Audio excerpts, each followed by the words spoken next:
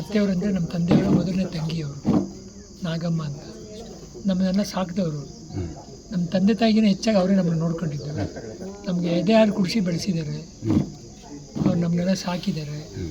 ಇವತ್ತು ಅವ್ರು ಬಿಟ್ಟೋಗಿದ್ದು ನಮಗೆ ನಮ್ಮ ತಂದೆ ತಾಯಿ ಹೋದಷ್ಟೇ ಕಷ್ಟ ಆಗ್ತಾಯಿದೆ.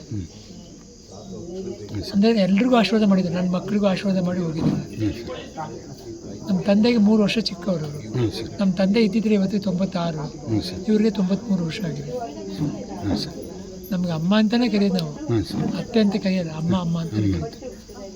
ಚೆನ್ನೈಲಿದ್ದಾಗ ಹೇಳಿದ್ರಿ. ಹಾಂ, ಇನ್ನೆಲ್ಲ ನೋಡ್ಕೊಂಡು ನಮ್ಮನ್ನ ನೋಡಿ ಬೆಳೆಸ್ತಾ ಇದ್ರು. ಬಸ್ಸಲ್ಲಿ ಜನ ಬರೋರು ಅಪ್ಪಾಜಿ ನೋಡೋಕ್ಕೆ. ಅಪ್ಪಾಜಿ ಇರಲಿಲ್ಲ, ಸೊ ನಮ್ಮನ್ನೆಲ್ಲ ತೋರಿಸೋರು, ನಮ್ಮ ಅತ್ತೆಯವ್ರನ್ನ ತೋರಿಸೋರು, ರಾಜ್ಕುಮಾರ್ ತಂಗಿ ನೋಡಿ ಅಂತ. ಜನ ನಂಬ್ತಿರ್ಲಿಲ್ಲ. ಅವ್ರು ತುಂಬ ಸಿಂಪಲ್ ಆಗಿರೋರು, ಯಾವುದೋ ಬಟ್ಟೆ ಹಾಕ್ಕೊಂಡು ಕೈಯಲ್ಲಿ ಪರಕೆ ಹಿಡ್ಕೊಂಡು ನಿಂತಿರೋರು. ಇಲ್ಲ ಅಂದರೆ ಇಲ್ಲ ಅಂತ ಹೇಳ್ರಿ, ಸುಮ್ಮನೆ ಯಾರ್ಯಾರನ್ನೂ ತೋರಿಸ್ಬಿಟ್ಟು ತಂಗಿ ಅಂತ ಹೇಳ್ಬೇಡಿ ಅಂತ ಹೇಳೋರು.